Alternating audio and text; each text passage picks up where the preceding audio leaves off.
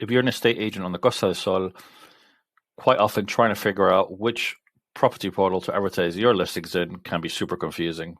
And that's the very conversation I had last year with Edmund Keith from Property Portal Watch. Coming up.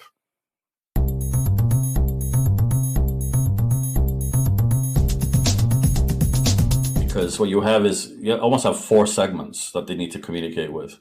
And those four segments are the ones that are looking for domestic buyers versus foreign buyers. On the coastal areas, it's mainly foreign buyers that the agents that are doing the business. In the cities, it's more your domestic buyers. So you might have someone like the Costa del Sol, which has Malaga, which is a city, and the buyers there and the agents there are servicing the local community. And then you have the coastal resorts, towns like Marbella, that sort of thing, where it's mainly foreign. So not only do you have that sort of split, but then you have a further split, which is based on the language of the agents, not necessarily the buyers, but the language of the agents, which is Spanish 100%, or the foreign agent market. For example, down here, you probably have quite easily 3,000-4,000 agents, foreign agents, not necessarily English, but English speaking as the common language. And they will have varying degrees of ability to communicate in Spanish, but they'll be generally more comfortable with English as the international language for those foreign buyers. And could be a buyer from Sweden buying here, will invariably not speaking English to the person as it's a Swedish agent. And then you have a further segment, which is the very distinct difference between the mass market and the high end.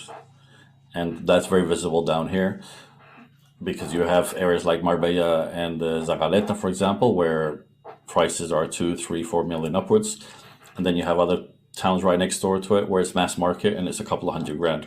So how those portals communicate with the agents in those areas is bound to generally be missing a trick with most of those different segments, because what rings right to one rings completely wrong to the other.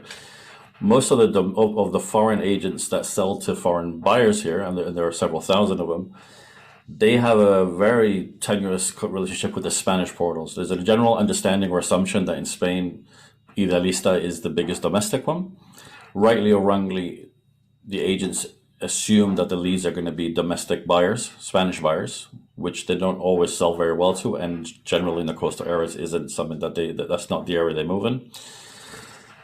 And then the foreign portals, what you have is even then a further confusion, where you have the British-centric international portals like Rightmove Overseas, have the overseas section, Zoopla Overseas, A Place in the Sun, Hero, and there's one called Think Spain. And there's some others, but those are kind of the big ones.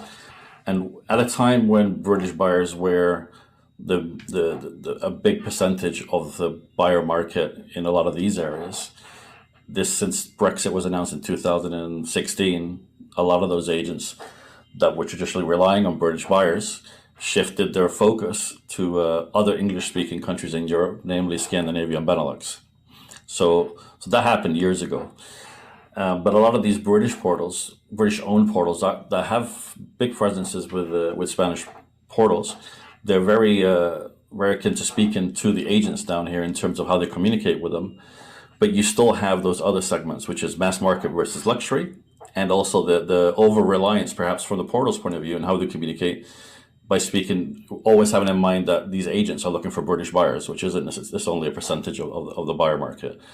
So that's the second big segment. And the third segment is all the other, not necessarily small, but you have geolocated portals, what you might have in Norway, Finn.no, that has Spanish properties, and so on and so forth, that have Spanish property and serve the local market there, looking to buy a property over here. They generally don't communicate much with the agents down here. The Spanish domestic portals don't generally communicate much with the foreign agents down here. So it tends to be when an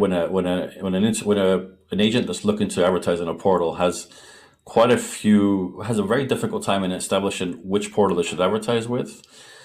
There isn't a lot of clarity. The communications with them are very, very haphazard, and invariably saying the wrong thing. Saying mass market to a luxury agent, they don't think it's for them. Saying luxury to a mass market agent, they don't think it's for them. And then you have what I would call the others, which are the ones that are trying to break into the market on the higher end side, which is a whole different ballgame altogether. Your James Edition, your luxuryestate.com, etc. and these are all kind of vying for their piece of the market, and it's a chunky market, and it's a very wealthy market. And here in the Costa del Sol in particular, the higher end has been more resilient to the what's been happening over the last 2 years. I won't say the word because it'll probably mean that your content gets filtered by YouTube or whatever.